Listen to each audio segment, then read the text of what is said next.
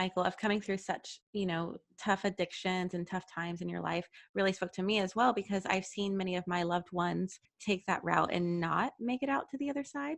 Could Yeah. you walk us through that piece of your story and how you were inspired to overcome your addictions and make the choices to redirect your life? Yeah, absolutely. And my heart always goes out to anyone who's impacted by addiction. About half the population has a loved one that's an addict. Mm-hmm. So it's something that actually touches a lot of us. So for me, growing up, my dad was an alcoholic, but he's what we call a dry drunk. He stopped drinking when I was 7 months old, but he never got any form of recovery. And so when I was in high school, my parents sat me down and said, whatever you do, don't start drinking because you have the genetics. And one piece of advice to anybody who is trying to discourage an addict from using, don't tell them not to use, because then I immediately became interested in drinking and doing Oh, everything. interesting. And so in college, that's when I really found my true addiction. And that's when I started using compulsively. And I ended up being kicked out of school. I ended up being fired from my job, evicted from my home. My car got repossessed. Every day for me was about getting high and doing whatever it took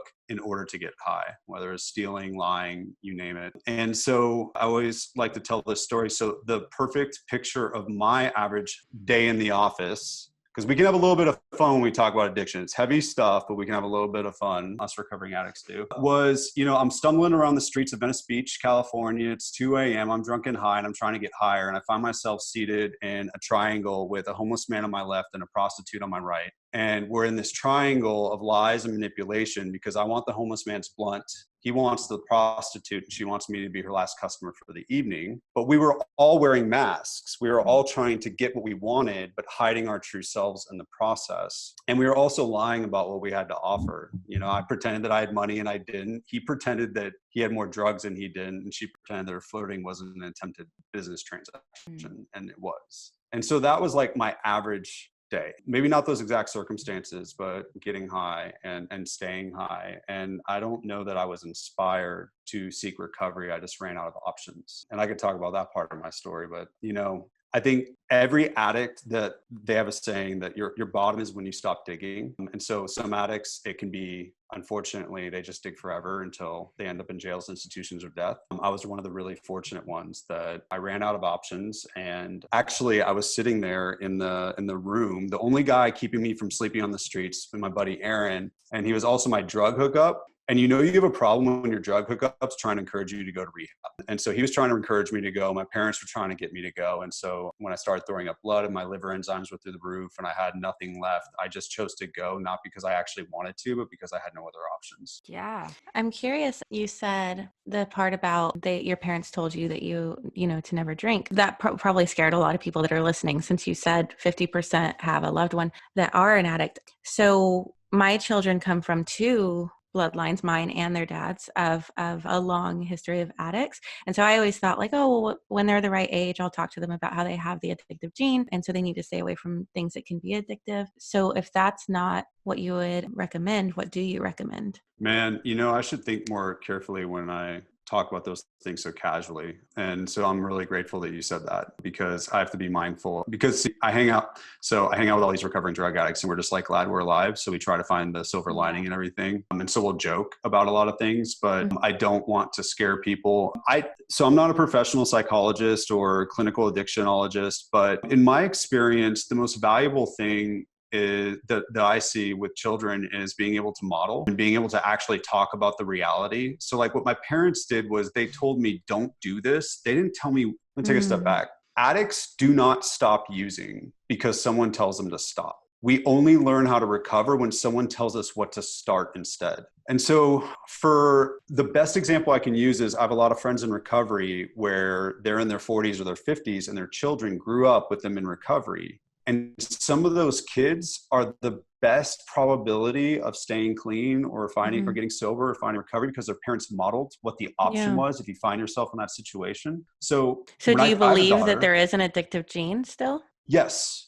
And as I understand it, it's a little bit more predominantly carried through male genes. So if your offspring are male, it's more likely. But my sister, I think that she has the gene, but it didn't manifest itself in addiction to substances. I think it's a combination of nature and nurture. That's my just based off of my personal experience. But Mm-hmm. what I would say is if anybody's scared that they're going to have a kid that's going to grow up that way, I would say just expose what the options are if they find themselves in trouble, and give them the opportunity to talk about what's going on so they don't have to wear a mask.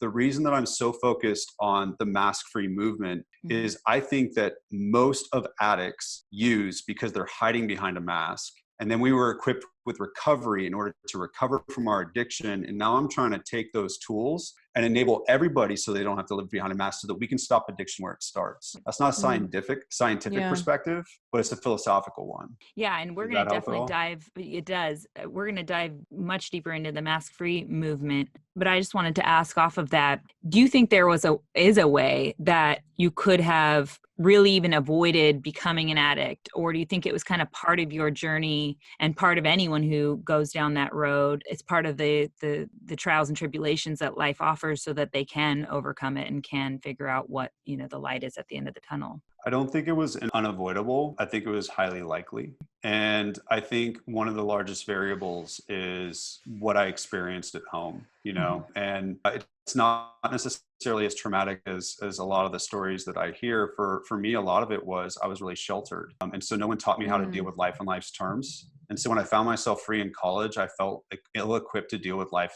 Like I literally felt like everybody was walking around with instructions that I didn't have. And so I didn't know how to manage my emotions. And so I looked for something that would. And I happen to have the genealogy as well. Do you think that the trauma, you're speaking to childhood, I don't know if you'd call that childhood trauma or childhood domestications, things that came along in your life or were created early on that caused you to, in this case, feel like you were sheltered and you didn't have these tools when you got into, the real world? And I think for many others, they might call it trauma. There might be actual things that everyone would consider a trauma.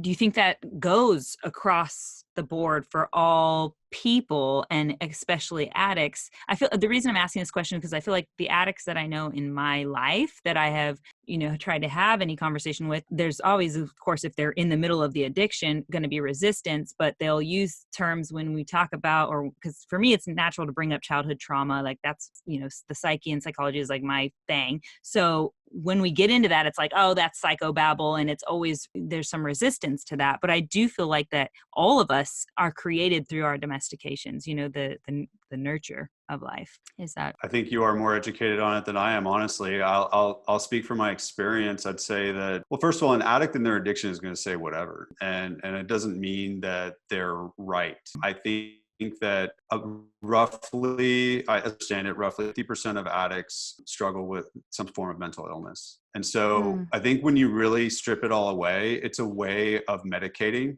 And if we aren't given the appropriate behavioral processes to deal with whatever it is, whether it's trauma, whether it's a mental illness, whether it's a physical malady of some sort, I think if we're not taught the healthy ways to deal with the feelings that we have, I think we look for unnatural ways to do that. And then if we have the genes, it just makes it even worse. Or if we have really intense circumstances, it can flip something on. But I think that dealing with the trauma is really helpful. But I think also knowing how to cope with life in life terms is really important. And if someone says that's psychobabble, I think they don't understand the intersection and how complicated this challenge is. Yeah.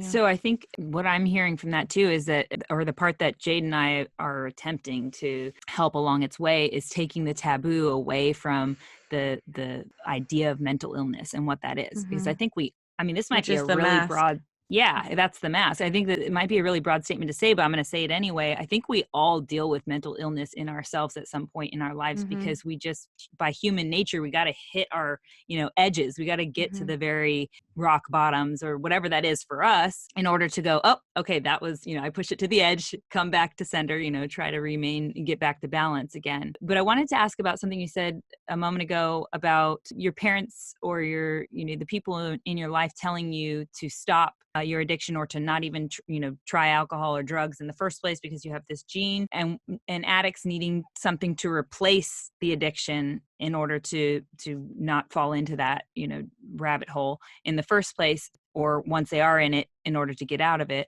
So is the concept of that basically replacing an addiction with an addiction? Oh man, I feel like Yeah. I don't have enough degrees to be able to answer all these questions. You do. You've already lived it. That's the I real know. degree. Well, and that's fair, but I think also I want to just like say that everything I say is from just my experience in For 17 sure. years living clean, right?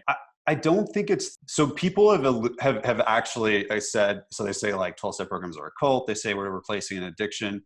I think people want things to be really black and white in order to make them simple, because our attention span is completely shot. Yes. And I think that these things are a lot more complex, and that's why that we don't have really good answers as a society to these problems. I would say it's not as simple as replacing an addiction with an addiction, because the way that at least I would define addiction is doing the same thing over and over again despite negative consequences. And so if you look at how much I would get high during the course of a day, it was insanely compulsive. I don't call my sponsor that compulsively. I don't go to meetings that compulsively. I don't work the steps that compulsively. And so I think that in a lot of ways, I was I learned to deal with the feelings that created all kinds of crazy thoughts with numbing. It started with getting my own phone line in my room in my parents' house. And I started just calling people and like getting a high from them calling me back. That sounds really stupid. I can't believe I felt the same way. I remember at 12 years old when I got my phone line. See, you guys rock. So no, that made me feel a little less alone. It made me feel a little less, well, because like that's what I love what you guys are doing. I love anyone that's willing to lean into this whole, like, yes, we are all struggling with something, the human condition in some form or another. Yeah. But my mom was always on the So, phone. yeah. And I think now with the addiction we're seeing in young people on tablets, on video games and all that stuff, they're seeing us on our phones all the time. So there's that too. And my friend works with addicts on redesigning their whole life, like how they eat, everything. And I know that he said that because it's such I don't want to say fear, but it's something I'm always going to be careful about with my kids because of their history and their, generations before them. But I asked him, what was the common theme with all the people you work with? And he said the parents were one extreme or the other. Either they weren't emotionally available or they were so overbearing, like so over available, it just wasn't a healthy, balance. And I also noticed that, like you said, filling the addiction, I think like as humans, when we empty ourselves of something, it's like our nature to fill it back up. So it's just like filling it up with something that's good. And I noticed that most people that get clean, they either get obsessed with like marathon running or working out or school or reading. It's like, it does to me, it tends to be something that isn't harmful. So I'm going to say something a little controversial for the recovery community. One thing that happens in recovery is sometimes we think we need to practice recovery only when it comes to drugs or alcohol or whatever was the main thing. And so there are a lot of addicts that will then do things compulsively without choice that will eventually create detrimental consequences to them in some form, maybe not as bad. Like, so I have a friend that's addicted to going to school and getting degrees. That's not nearly as bad as like smoking crack every day. But he is not doing it out of choice completely, and it's hurting his ability to pursue some other. And so I think it's when we learn to surrender, like seriously, when we learn how to surrender, we learn to surrender our addiction, and then we learn to surrender to a process that helps us from a recovery perspective. But then when I want to go off on my crazy thing, like I get really into something one day and I want to do all that stuff, I have to learn how to surrender. And it starts with learning how to surrender in the moment. And that's really, to me, it's this thought process of, I'm not going to be okay if I can't do more of whatever this is. It could be a candy bar. It could be whatever it is. And I've been now equipped with tools where I can surrender those things and walk through the discomfort. And that tool set allows me to pick up almost anything in this life other than drugs and alcohol for me, and experiment and use them and then have choice. And so the best example I could use is I thought that I was addicted to caffeine because all the addicts, like that's what you get clean or sober, you start, you do caffeine and nicotine, man. That's what you do because that's what you can do. And so I got really heavy into caffeine because I had a girlfriend that was all into it. And so I told my sponsor, I'm like, I'm off of caffeine. I just can't use it. He's like, you're not necessarily ill-equipped to deal with this. You were when you encountered alcohol and drugs, but you're not ill-equipped to deal with this. So let's experiment and let's see if this is a character defect or like a true addiction you have no control over. And it turned out it was a defect that I just needed to apply the tool set to. And I needed to learn to surrender that when I have that second cup of coffee and I want the third, and I think it's going to make me feel better, I surrender it. And it's just have a better tool set that gives me a lot more choice, which allows it to not look as much like addiction and gets to look a little bit more like normal living. Yeah. And I don't want to take away any of the gravity that anybody going through an addiction is dealing with, substance abuse addiction. But I think we all do have addictive personalities. I think that's what makes Mm-hmm. us progressive humans at the end of the day. You know, we figure out a need in That's us that's true. so motivating that then we finally, you know, make the steps to move towards it. Hopefully most of those are good. You know, they're If we're positive. numbing, yeah. Yeah, Right. but if we're numbing, it turns into something else. So you mentioned surrendering the outcome. So I want to jump into your beautiful process that you've graced the world with through your TED Talk. And I know you said, I believe that it came originally through your sponsor and through the 12-step program, correct me if I'm wrong. Yep. But break that down for us. I know our audience has heard it a million times, and I will continue saying it a million times because I think it's so amazing. So go ahead. I'm so honored by that. Okay, so a quick disclaimer. It is not the 12-step program. It's my interpretation of what addicts that are in recovery do when the rubber hits the road in normal circumstances that all human beings go through. Okay. And so like the 12 steps is this beautiful process that I could spend all day talking about. But these 3 principles are practice rigorous authenticity, surrender the outcome, and do uncomfortable work. That is what we learn how to do as a result of having worked 12 steps. And so for me, words are really important. And so when I think about those 3 words, they go together. And this is really my attempt to translate. So I don't know if you know, do you guys know that we call you normies? People are not doing Yes. People that are addiction not, yes. And it's a positive term, but my wife is a normie. She's proud of it. But so when it's my way of trying to codify what we learn so that normies can do it too. And it's what I taught people in business and all that kind of stuff. And so practice rigorous authenticity. So everybody's talking about authenticity. We love authenticity, like all this kind of great stuff, but the world's not authentic. Like everybody's hiding behind a mask. Have you ever seen a politician answer a question with, I don't know? Like never, right? So authenticity is being true to yourself in word and action. Anybody can do that when it's convenient and safe, and they can do it sporadically. But rigorous is what I had to do to recover from drug addiction. And so that is the strict application, and practice is practicing every day. And so it's a different form of authenticity. It means that when the boss is in the room, when the job is on the line, whatever it is, your goal is not to achieve X, it's to take the mask off and be your true self. Because I fundamentally believe everybody has this beautiful, special gift for the world that if they could only get out of their own way, they can manifest it. Now, granted, we all need help, we need tools and all that kind of stuff. But so that's practice rigorous authenticity. Now, I could go on the next 2, but I'm going to take a breath so you guys can tell me if there's anything there that you think is stupid. No, I think that's the it's weird because I struggle with the idea of practice rigorous authenticity. It's the initial step. So it's the thing that my mind goes, okay, how do I do that? My analytical mind turns on. It's like, all right, we're going to dig to the root of this. We can do that. We know how to do that. Okay, now we've got it. The hard step is the second step for me, which is surrender the outcome. Yeah, the first step isn't hard for me. It's the second. That's where the mask goes on. It's like, I don't think I can be that real with the world. God, I love you guys. You so get it. You so get it. So the original inspiration for this, so I don't know if you guys know Brené Brown. Yeah. So I assume by all your work that you do. Yeah. So I loved her work, but when I started giving her books to my friends, they'd be like, well, I don't know how to do this. And there was a lack of implementation that could allow anyone to manifest the potential on the page. And I was like, wait a second, I have access to a system that allows junkies to completely change their life. And it's a step-by-step system. So what did I learn from that I could then create? And so what you're talking about is the thing that we're lacking when it comes to authenticity in the world. Everybody's talking about it. We want it. So we all know that. No one knows how to do it. Right. And so that's where the second 2 principles are the actual how, because it's the outcome that creates the fear that binds the mask to our face. I'm scared that if I am my true self, if I wear flip-flops in my TED Talk, people aren't going to watch. That was actually something I had to work through, right? But like, I'm scared that if I tell the boss the real thing, if I tell my wife, I told my wife that I was struggling to feel connected to my daughter, and I felt like a reluctant tourist father. And I was terrified that she was going to be pissed off because she's sitting there and nursing every 2 hours and getting no sleep, and that she would hate me. Right. So that was the outcome I was scared of. So we have to learn to surrender the outcome.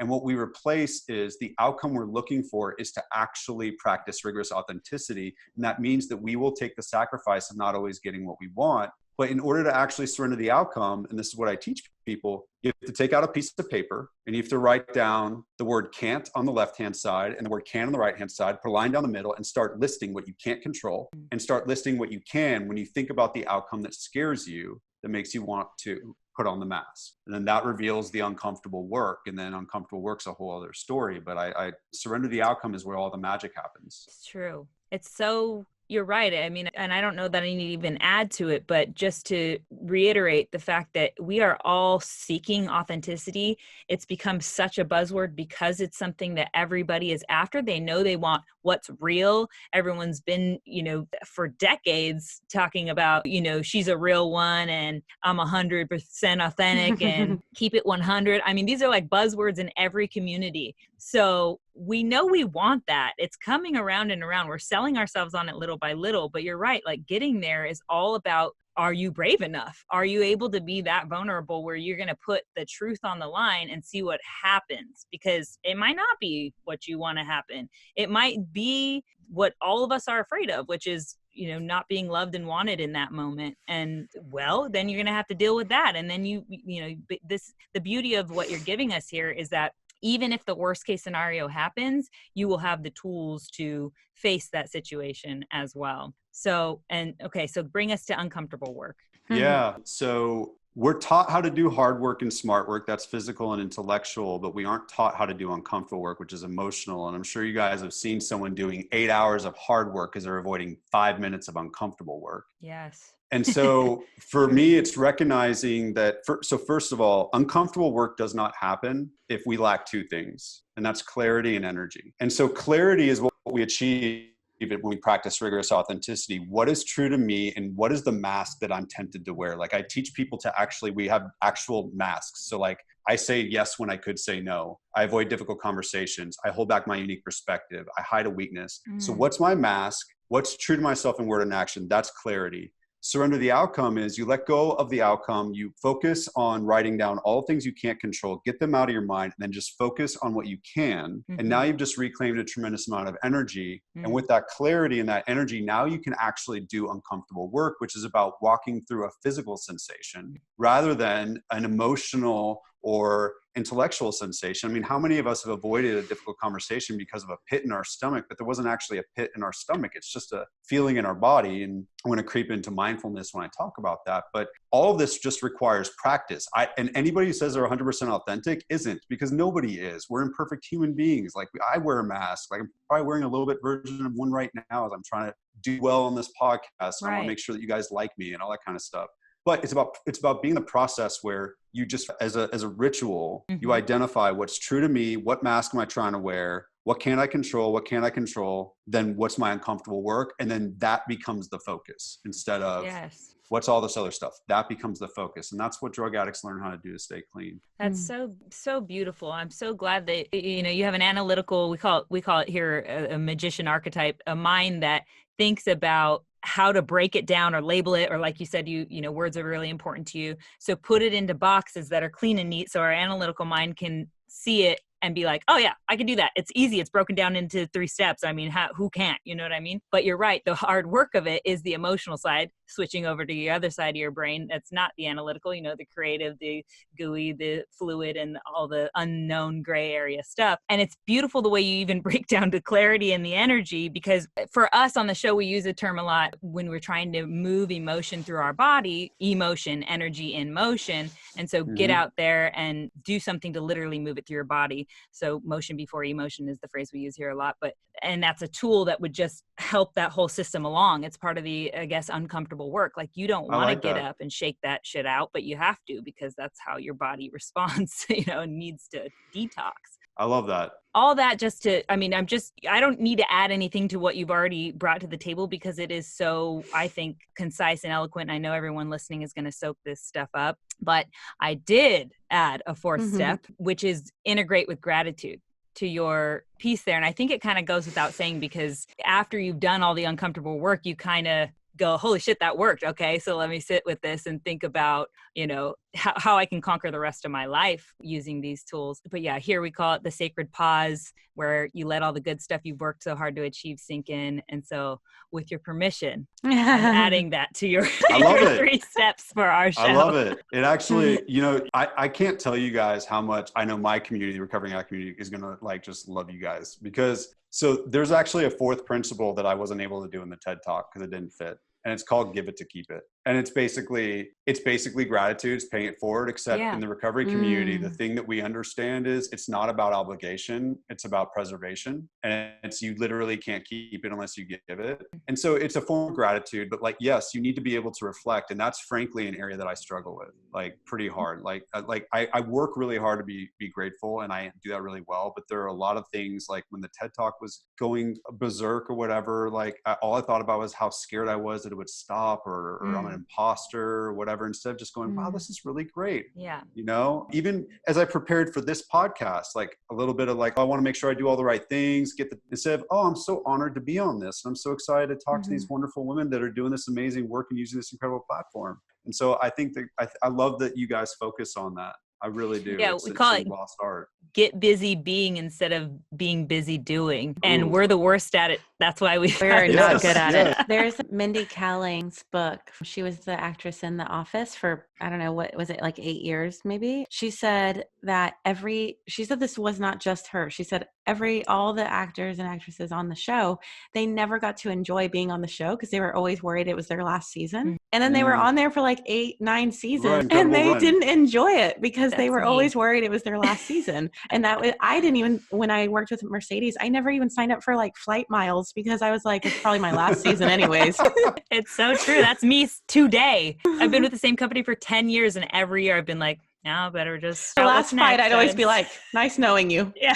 No, but Jade, tell me you've signed up for frequent flyer miles now. Yeah, but I didn't do it till like my 4th season with them. Okay. Such a bummer. I wanted to also ask you, we've talked a little bit already about it, but what it means to live mask-free and how that benefits us in business, relationship, parenting, self-care, the list goes on. Yeah. So living mask-free to me is the intentional choice, moment by moment, to drop the mask in favor of your face, right? And for me, it's really hard to communicate that through the lens of what we should do. It's easier to communicate in terms of what I should stop doing, which is ironic because I told you addicts don't start something. I'm going to ruin myself here, but the stop and start thing. But people will say, well, you're not being authentic when you're doing X. I'm like, hey, nobody can tell you what's authentic to you. I know what authenticity is because I know what it feels like to obscure myself. And that is something I can detect far better than I can when I'm being true to myself. And so I think that mask-free living is living with the question of, am I being true to myself? Because we are such dynamic, ever evolving human beings that have natural blind spots that's why no one can ever be 100% authentic, because how can we possibly know who we fully are? I'm sure you guys surprise yourself every day with different things. As you're raising your children, as you're growing your business, I'm sure that you guys surprise yourself and you grow and you go, whoa, my preference changed, or my, how I think about this changed. And so I think that it's living with the question rather than thinking about it as a destination, which obviously is something that I didn't invent. But it's living with the question of, am I wearing a mask in this moment, or am I actually being true to myself? And I think that applies everywhere, because the only time that we're tempted to wear a mask is when another human being is involved. But as human beings, we need to be connected to other humans to work, to live, to find meaning, and all that kind of stuff. And every relationship has its own incentive and its own outcomes that are going to give us a reason to put on the mask. And I think it helps us flourish, to reclaim a tremendous amount of energy. And one of the things I don't talk enough about, because I have to pick my battles and when I talk about with this stuff, but I think this is a way to incredibly accelerate growth. Because you know what? Like, let's say me being authentic means I'm an a-hole. Like, if I keep the mask off, I'm going to get some really great data that's incentivized me to change, and so accelerate my growth in a meaningful way. If I'm scared to admit that I have an issue with something, I can ask for help if I'm not wearing a mask, and I can just get it and not even worry about how I look, and actually worry about who I am. And so I think it's living with the question, basically, is my answer. And I think it affects us everywhere. Yeah, and everybody. I think that something that Jade and I do, we have a little movement ourselves called #KeepItRealish, which the idea of realish is, again, being 100% real is not always an option, especially when you are working a job as a professional model for however many years we've been doing this. And in the marketing industry, generally, there is a lot of fronting, I want to call it. There is a lot of fronting in every direction. And especially as a female model in this industry, as someone who has literally been paid to put on hair and makeup, or someone put it onto me to make me look a certain way. The world is telling you that, you plain by yourself isn't good enough. here's what we're going to do so that people pay attention to you, so that you will be loved and wanted, and all these, this whole story that I've created in my own head because of my own domestications and my ego telling me this bunch of stories. But whatever the case is, our whole culture and society all kind of sponsors it and makes it real, right? And so the Keep It Realish movement is, which our listeners know, I'm sure by now, but it's just a matter of where we post a picture or post something on Instagram and then say exactly how it was edited or if it was, because the reality is that people in marketing are not going to stop editing photos completely. They're not going to stop, making a video look a certain way and beautifying it, because that's what catches our attention. Humans are attracted to the shiny thing. But if we can at least say how we are wearing our mask and why or whatever, and clarify that, it allows a little bit of a sneak peek behind the curtain, so to speak. But really appreciate your work with Living Mask Free, because we get it. Like, yes, that is what we're striving for. I don't know that we're there yet, but hopefully we're on the journey towards it as a whole community. Hey, so wait a second though. What you guys are doing is beautiful. So I would argue you're not wearing a mask. So when we create binary options of it can be completely touched up or 100% real, and then you feel the need to conform to one of those, and that doesn't match what's true to you. I love what you do. I love how you've chosen to approach that, because you're working through your own personal value system and you're coming up with what you think is the way that you want to operate in the world, and you're staying true to that, as opposed to letting other people dictate. Because we can take really good things and make people wear masks with good things by saying, oh, you're not behind that thing. You have to be behind that thing. When I gave my notice at the Nashville Entrepreneur Center, I had to walk around for 3 weeks and be the mask-free guy that lied to his employees about these plans that we were going to have.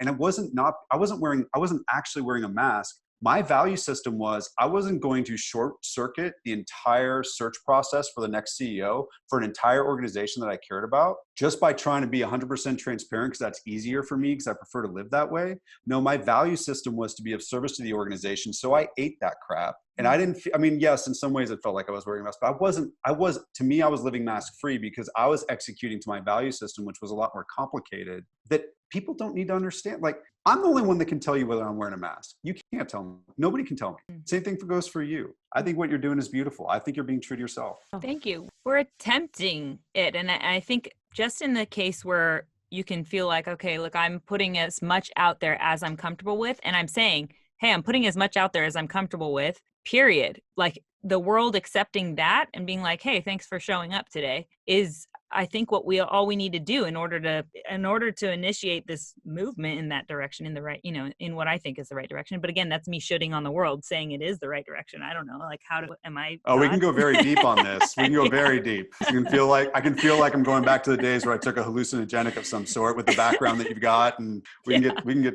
But yes, I can go there with you too. We've got a question for that later. Yeah, we do. Man. You said something really powerful in an interview of yours I read in Forbes. I believe you're speaking specifically about relationships in the workplace and viewing your colleagues as your community. But I have a feeling that this idea seeps beautifully into the rest of your life as well. So you said the definition of unconditional love is doing what's best for you, whether it includes me or not, which hit me right in the heart. So can you expand on that a bit? Man, I'm not sure. So I was given that by a recovering addict. The one, when I flew from California to Tennessee, I went to a treatment center out here in Tennessee, and I'd never been to Tennessee. I thought I was on the East Coast. I was like, Cowboys, where are you? And it turns out it's not the case. And this wonderful gentleman named Boyce, who's a recovering addict, that picked me up and took me to the treatment center. And he's the one that gave me that definition. And for the longest time, I thought it was some really cool stuff that he was saying to try to look like really spiritual. And then I realized that in my life, the thing that I'd always been looking for was unconditional love.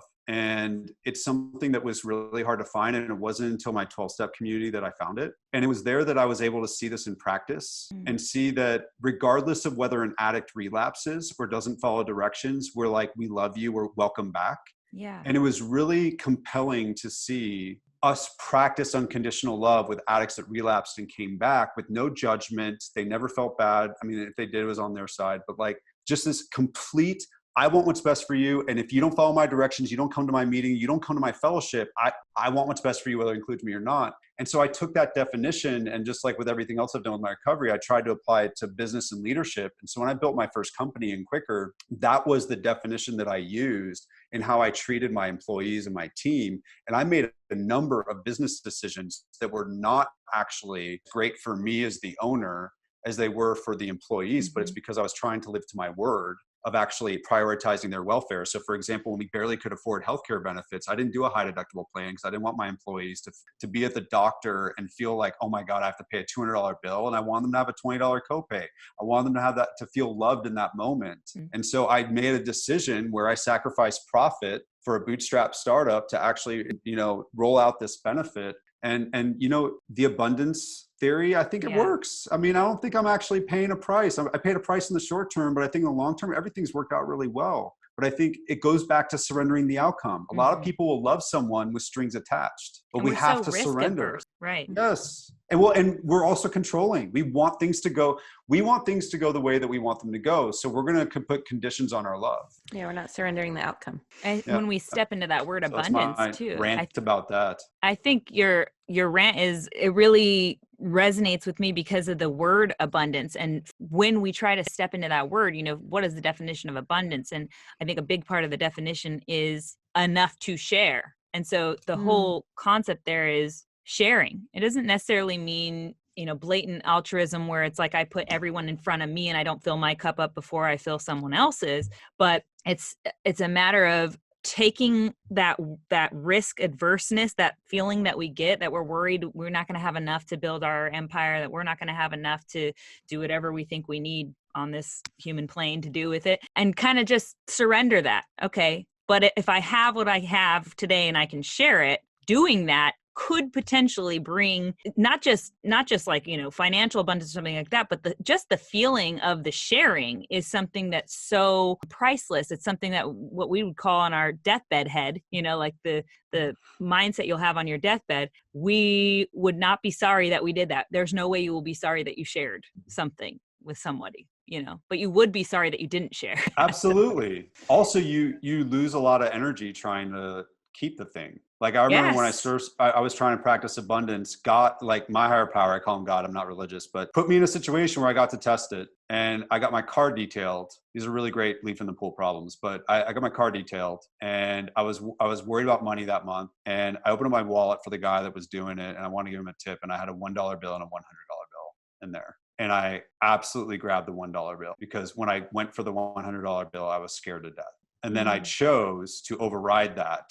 And I walked away with a level of freedom of being a good human, but also not blocking my true spirit that wanted to give him the $100 bill. And I think at the end, what I want to do with this money, do we really want all these things? Like I have things like all that stuff. I want to feel good. Exactly.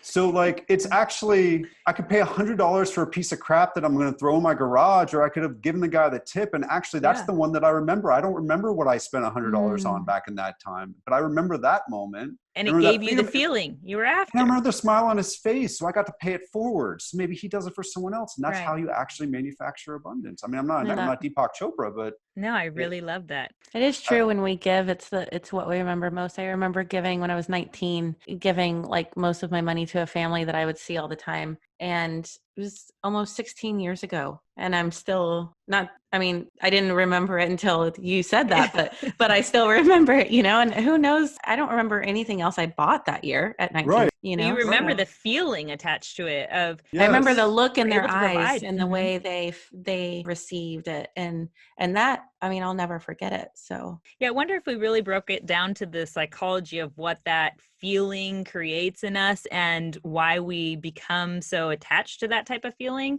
that maybe it's because we're again, at the end of the day, just seeking to be seen and heard as a existing being on this planet. And if somebody is so ecstatic that you're alive after you hand them the $100 bill, for instance, you're like, that guy who you tipped is like, I am so thankful you're alive today, buddy. Like, I am really stoked. The guy who, who sells you the motorcycle or whatever at the store, yeah, he might have made a little commission. He's glad about that, but he's not getting $100 tip, like out of just someone's generosity. So he's not seeing you clearly. He's just like, you're a customer, you're passing through. He's not like seeing your heart and your authentic self. I but think the guy also getting when the like tip is doing something good, it's like, there's that feeling of like, that's really what we're we're on the planet to do. And so there's that sense of what would be the word? The sense of Incarnation? I don't know what the word is, but there's like Maybe we're purpose. here. Yeah, like we're all looking for our purpose and for our calling, but like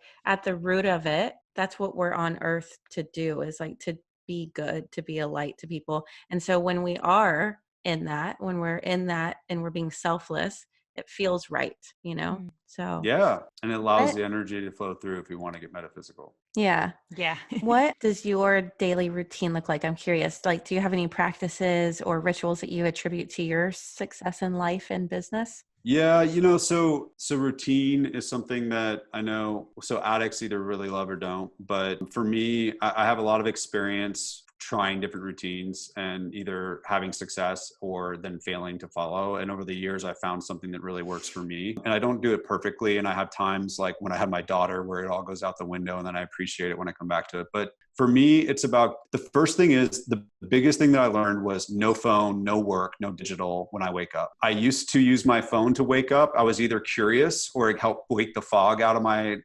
head. But then I would immediately start chasing all the different thoughts that typically were fear-based for me when I saw the messages or the opportunities or the news or whatever. And then I was hooked into like what we call a hamster wheel, just going around, around, around, around. So I literally physically put my phone on a different level in my house for charging overnight. So it's Mm. physically away from me, which is like terrible that I have to do that. And I so for have to do me, it in the living room. oh, dude, that's awesome. My wife will be glad to know that someone else does this, so I'm not crazy. And so then for me, it's about talking and listening. And so it's about in the 11th step, the 12-step program, it talks about prayer and meditation is part of the maintenance of your program.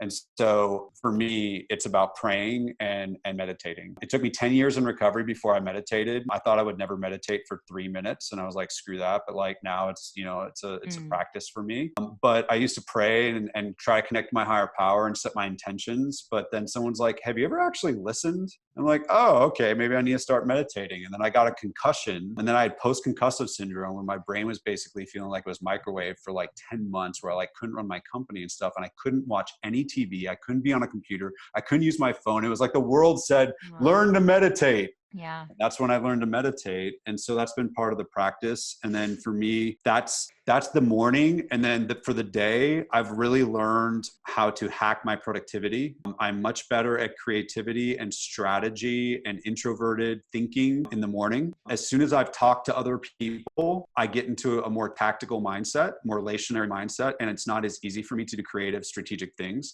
So in the morning, I try to keep the morning free to do that stuff, and I do my meetings in the afternoons. And then in the evening, I'm doing one of two things unless there's like something unique.